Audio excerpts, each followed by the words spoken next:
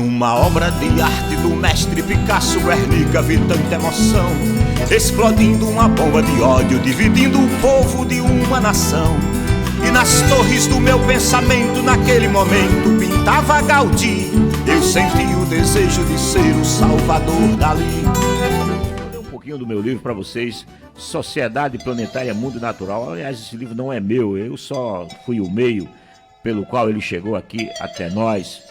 Então, se você não tem o seu ainda, adquira. É só ligar para mim, 21, Código do Rio, 996138938, 996138938, com 21 na frente. E você de qualquer canto do Brasil ou do mundo poderá se comunicar comigo e ter aí pertinho de você esses recados. Vou ler um recadinho aqui do livro, ó. O novo sempre vem. Lembra daquela música do Belchior, que a Elis Regina gravou, que ele diz: é você que ama o passado e que não vê que o novo sempre vem. O novo sempre vem. Não é estanque, nem é gerado em si mesmo. O novo é a continuidade de alguma coisa que já vem ocorrendo desde que a vida surgiu e se estabeleceu nesse planeta. Porém, o novo contém em si a oportunidade de fazer de uma forma diferente o que já vem sendo feito há muito tempo. Se essa forma for mais prática, mais bela e mais utilitária, o novo se afirmará como uma evolução.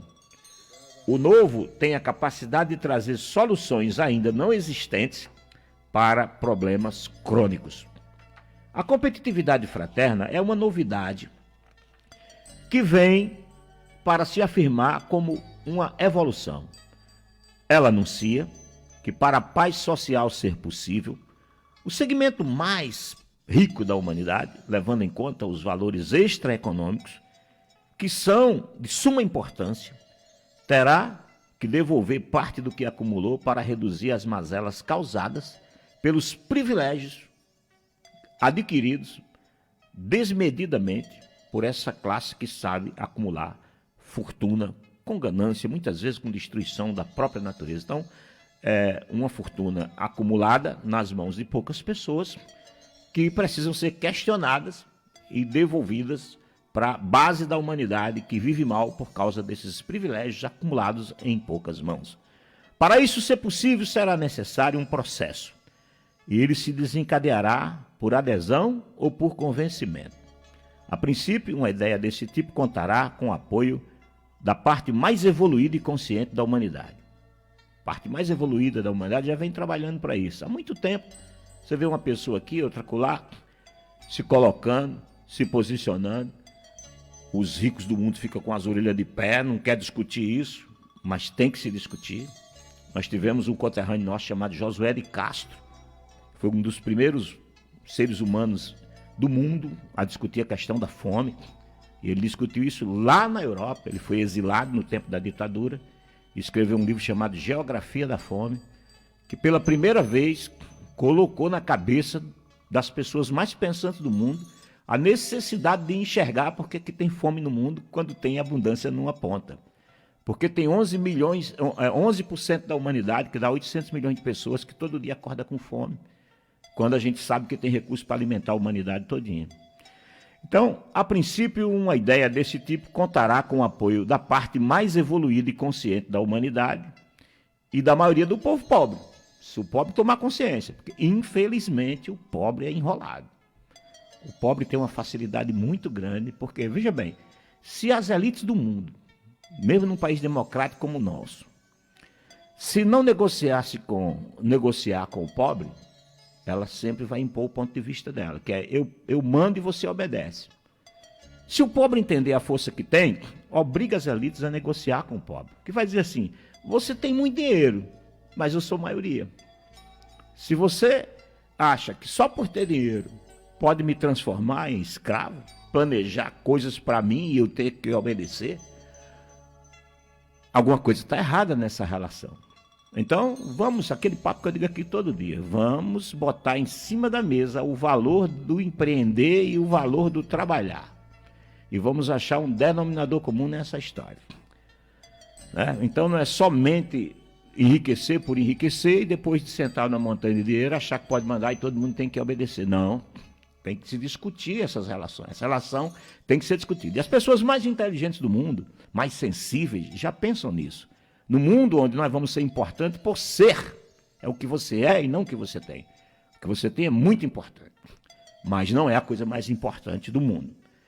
Então, se a maioria dos pobres do mundo entenderem a importância de negociar essas questões do acúmulo de riqueza numa ponta que eu chamo de poupança da humanidade, a maioria adquiriu consciência. E os mais sensíveis e inteligentes já querem isso.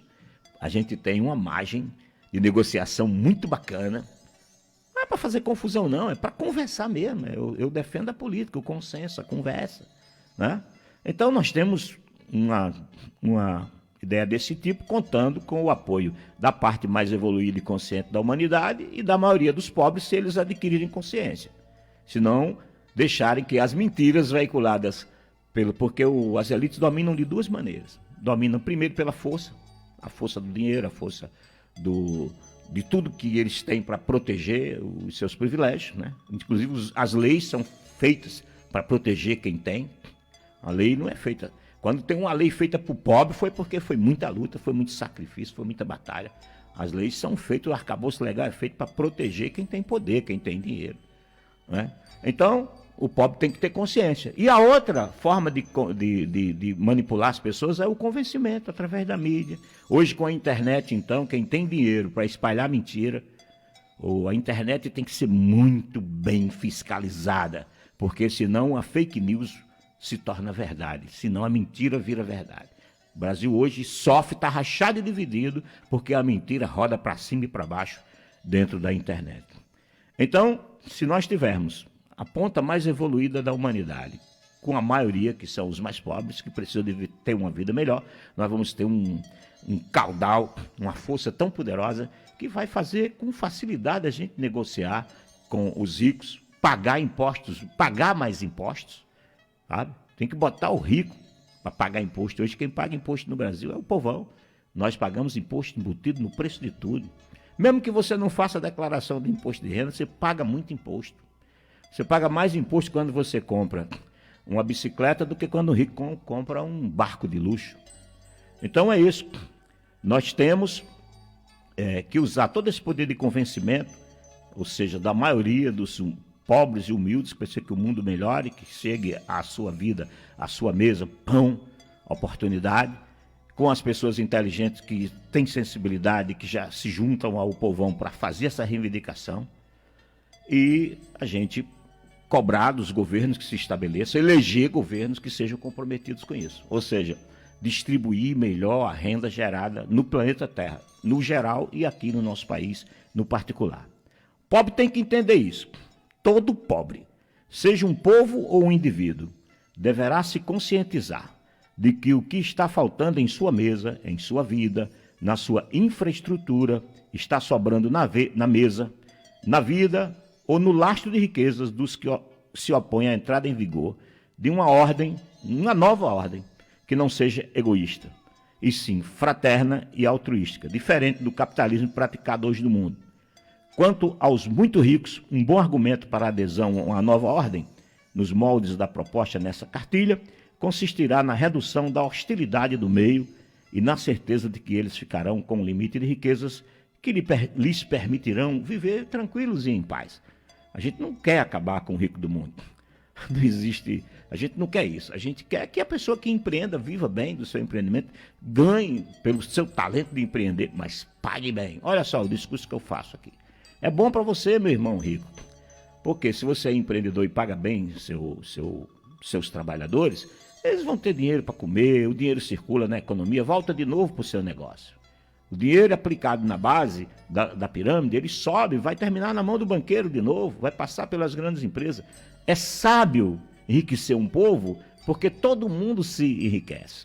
É ganancioso, nojento e feio acumular riqueza e deixar o dinheiro guardado, porque ele não circulando, você não bota seu dinheiro para correr risco, você não abre empreendimentos, você só investe capital para ganhar capital, você não gera riqueza nenhuma, você só enriquece, acumula riqueza e provoca miséria, e depois você reclama que tem assalto demais, que o mundo está violento, tem que fazer cadeia, tem que contratar cada vez mais polícia e gente armada para garantir que a gente possa sair na rua. Então a sabedoria é geral, todo mundo conversar, uma conversa geral com a humanidade para a gente distribuir renda no mundo, cobrar taxação alta das grandes fortunas, ganha muito, paga muito imposto. Agora, governos sérios, que peguem esse dinheiro e transforme em benesse para toda a sociedade. Estradas boas, bem pavimentadas, sistema de saúde que funcione, educação de qualidade. Isso que eu estou pregando aqui não é uma coisa difícil de fazer, não. É só querer fazer. É só o povo tomar consciência da sua importância. E não acreditar em caô de pessoas que acham que vai resolver os problemas do nosso país com varinha de condão. Tá? Eu acho que Deus, Jesus, as grandes avatares humanos, unge a gente, bota força na gente, mas é nós que temos que fazer. Tá? Você já viu, você reza ali e no final do mês vai ter dinheiro para pagar as suas contas. Se fosse assim, ninguém ia trabalhar mais. Nós temos que trabalhar, empreender. O trabalhador tem que ser bem remunerado. A riqueza acumulada num país tem que ser distribuída para ela circular na sociedade toda. Temos que taxar muito o rentismo, ou seja, quem ganha dinheiro com dinheiro. Quando a gente fizer isso, certamente, nós viveremos num país mais justo e melhor para todos nós. Precisamos colocar em prática, em algum lugar da terra, a competitividade fraterna, uma forma de geração e distribuição de riqueza nova, um sistema que permitirá a construção de uma sociedade com valores altruísticos e extraeconômicos, como, por exemplo, o respeito à vida, ao meio ambiente, o respeito aos valores imateriais, como a solidariedade, a fraternidade. Um sistema desse tipo, a geração e distribuição das riquezas serão voltadas para o fortalecimento de uma base de talentos, que se transformará em uma fonte provedora de recursos para toda a humanidade. Se fizermos a competitividade fraterna funcionar num pequeno modelo, numa pequena comunidade, provaremos que as nossas ideias estão corretas. Ficará mais fácil convencermos outros grupamentos humanos a aderirem ao novo sistema. Ele poderá ir sendo adotado aos pouquinhos, depois em larga escala até atingirmos a humanidade. Antônio Conselheiro, Antônio Vicente Mendes Maciel, conterrâneo nosso, lá de Quixeramobim, colocou em prática em Canudos um sistema com essas características e foi promissor até ser destruído. Em Canudos, a produção e utilização do produzido era para o engrandecimento da comunidade. A comunidade fundada por Conselheiro era próspera, igualitária e fez a felicidade de inúmeros deserdados da vida. Os talentos dos ex-escravos, dos índios expulsos das suas terras, pequenos proprietários abandonados pelo Estado oficial, retirantes acossados pelas secas intermitentes, fizeram do Arraial de Canudos um oásis de desenvolvimento, num rincão que virou sucesso, um rincão esturricado do sertão baiano, que virou uma cidade que teve 30 mil habitantes.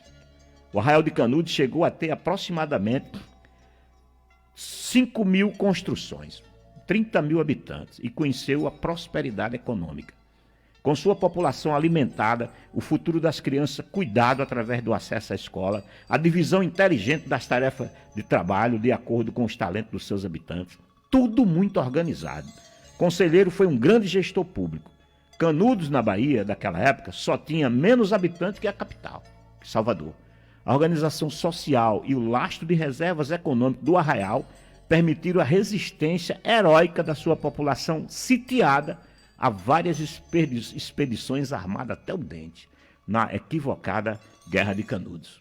E começa porque o Antônio Conselheiro compra, com dinheiro da comunidade, material para cobrir uma igreja que ele estava construindo. E os caras não entregavam esse material, e ele resolveu sair lá de Canudos, mandou uma equipe com umas 100 pessoas até Juazeiro, onde ele havia comprado o material de construção, para perguntar por que esse material que ele comprou não chegava. Material para cobrir telha, caibra, aquelas coisas todas, e os caras trataram ele mal. Ele disse, será que não tem barco para subir pelo São Francisco e levar o material? Se não tiver, eu mando 100 pessoas da comunidade, a gente traz isso na cabeça, mas traz. Quando chegou lá, espalharam que ele vinha para invadir a cidade, com 100 homens. Na verdade, ele vinha buscar o material de construção dele, que ele tinha pago, antecipado. Começa uma confusão e morre gente. Aí entra o Exército Nacional dessa história, porque aqui no Rio de Janeiro tinha o Marechal Floriano, que queria aparecer, e aí botou nos jornais daqui que tinha um bocado de jagunço no Nordeste, criando confusão. Aí criou-se uma das guerras fratricidas, ou seja, quando irmão mata irmão, mais horrorosa, mais nojenta e mais feia da história do Brasil, e que os livros de história contam 2 linhazinhas só.